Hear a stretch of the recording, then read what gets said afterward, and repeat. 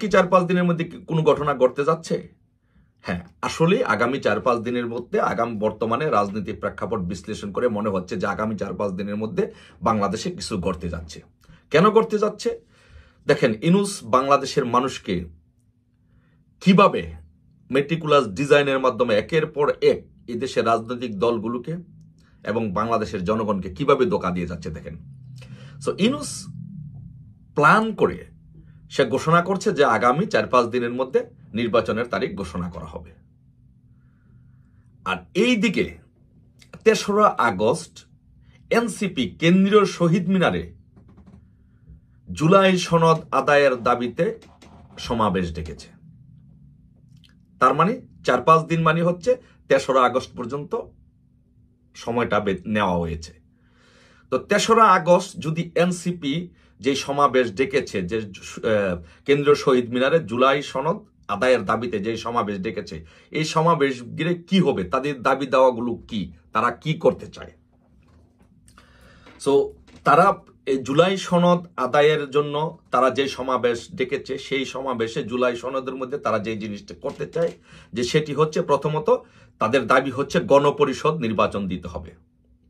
মানে তারা বর্তমান যে এক্সিস্টিং কনস্টিটিউশন আছে, সংবিধান আছে, সেই সংবিধানটা স্থগিত করতে চায়, ছুঁড়ে ফেলে দিতে চায়, নতুন সংবিধান প্রণয়ন করতে চায়। তো নতুন সংবিধান প্রণয়ন করতে হলে কি লাগবে? সংসদ লাগবে।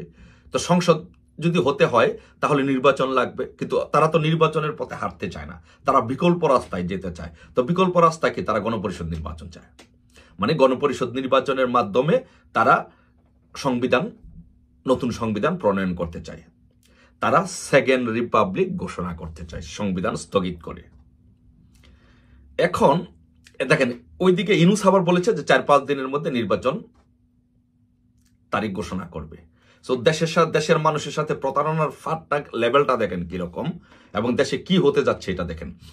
সো 4-5 দিনের মধ্যে নির্বাচনের তারিখ ঘোষণা করবে। এর মধ্যে 3 তারিখে তার যেই পালিত সংগঠন, পালিত পুত্রদরকে দিয়ে, এনসিপিকে দিয়ে শহীদ মিনারে সমাবেশ ডেকেছে। তো সেই দিন সেই সমাবেশে উপস্থিত থাকবে কারা? সেই সমাবেশে উপস্থিত থাকবে জামাত, হেফাজত, ইসলামী শাসনতন্ত্র আন্দোলন সহ ইসলামী দল সহ এনসিপি উপস্থিত থাকবে।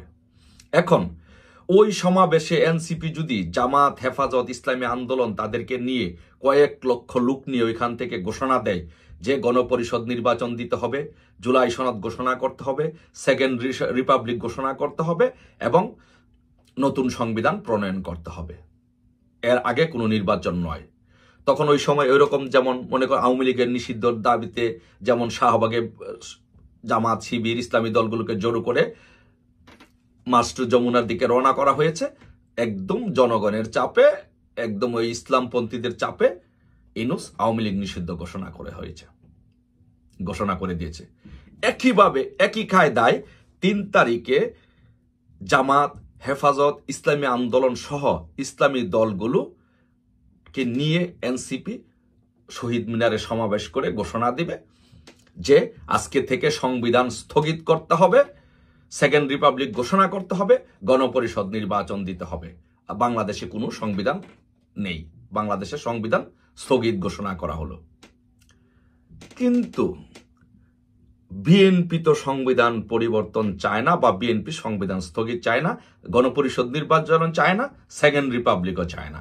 এখন কি হবে? সো এখন তাহলে বিএনপিকে ইসলামিক দলগুলো এবং এনসিপির সাথে একটা মুখোমুখি অবস্থান এমনভাবে দাবি করানো হলো, এমনভাবে দাঁড় করানো হলো যে ইউনূস ঘোষণা করবে। দেখেন, ইউনূস মেটিকুলাস ডিজাইনের মাধ্যমে আপনাদের সাথে, আমাদের সাথে, এদেশের জনগণের সাথে প্রতারণার লেভেলটা কতটুকু দেখেন। সো সে বলবে যে আমি 4-5 দিনের মধ্যে নির্বাচন তারিখ ঘোষণা করার জন্য প্রস্তুত ছিলাম, আমরা বলেছি 4-5 দিনের মধ্যে নির্বাচন ঘোষণা করব। কিন্তু এদেশের জনগণ, জুলাই আন্দোলনের নেতৃবৃন্দ, তারা চায় না যে নির্বাচন হোক, গণপরিষদ নির্বাচন ছাড়া, সেকেন্ড রিপাবলিক ঘোষণা ছাড়া, নতুন সংবিধান প্রণয়ন ছাড়া তারা এদেশে কোনো নির্বাচন চায় না। তো জনগণের দাবি তো আমি উপেক্ষা করতে পারি না। মানে ইউনূস তার পালিত পুত্রদেরকে, পালিত সংগঠন এনসিপিকে দিয়ে এবং ইসলামিক দলগুলোকে দিয়ে একটা সমাবেশের মাধ্যমে মাস্টার যমুনা এরকম একটা আন্দোলন ঘোষণা করে সে বলবে যে তাদের দাবির মুখে আমি নির্বাচন স্থগিত করতে বাধ্য হয়েছি। তার মানে আপনি তাকে আর দোষারোপ করতে পারছেন না। প্রতারণার লেভেলটা মেটিকুলাস ডিজাইনের লেভেলটা আপনারা দেখেছেন তো যে কোন দিকে যাচ্ছে। এখন আসেন রাজনৈতিক আলোচনা আসেন। সে যে প্রতারক, ইনুস যে প্রতারক, এটা দেশবাসী জানে। সেই কাজ, এই ধরনের কাজগুলো সে করাবে।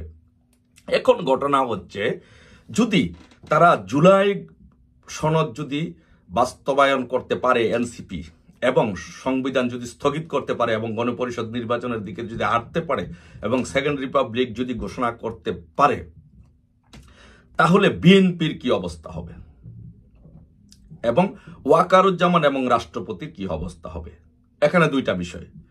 যদি এটি বাস্তবায়ন করতে পারে, তাহলে ওয়াকারুজ্জামান, জেনারেল ওয়াকারুজ্জামানের কি প্রকাশ্যে বিচার হবে আওয়ামী লীগকে নির্বাচনে সহযোগিতা করার জন্য 2024 সালে? সর্বশেষ যে নির্বাচন হয়েছে, সেই নির্বাচনে ওয়াকারুজ্জামান সহযোগিতা করার জন্য তার কি প্রকাশ্যে বিচার হবে? রাষ্ট্রপতিকে প্রকাশ্যে বিচার হবে? তাহলে এই বিষয়টি রাষ্ট্রপতি এবং ওয়াকারুজ্জামানকে ভাবতে হবে। তাদেরকে প্রকাশ্যে জনসম্মুখে মব সৃষ্টি করে তাদের বিচার করা হয় কিনা এই দেশে।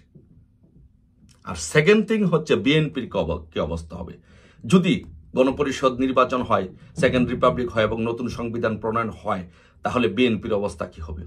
বিএনপির অবস্থা হবে, বিএনপি তখন দেয়ালে পিঠ টেকে যাবে, আন্দোলন করতে যাবে। কিন্তু বিএনপি তো তখন যদি ঘোষণা করেই ফেলে, তখন তার আন্দোলন করতে পারবে না। তখন বিএনপির নেতৃবৃন্দদেরকে গ্রেপ্তার করা হবে দেশে বিশৃঙ্খলা নৈরাজ্য সৃষ্টির জন্য। তখন বিএনপির রাস্তা কি? বিএনপির রাস্তা তিনটা না, বিএনপির রাস্তা হচ্ছে তিনটা।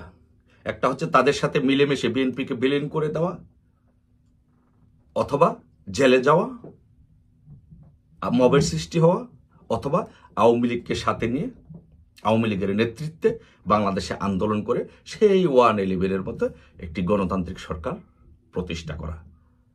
এই হচ্ছে বাংলাদেশের রাজনীতির নতুন আপডেট, নতুন মেরুকরণ। আসুন অপেক্ষা করি 3 তারিখ পর্যন্ত, এই 4-5 দিন দেখি বাংলাদেশের রাজনীতি কোন দিকে যাচ্ছে, বাংলাদেশে কি হচ্ছে।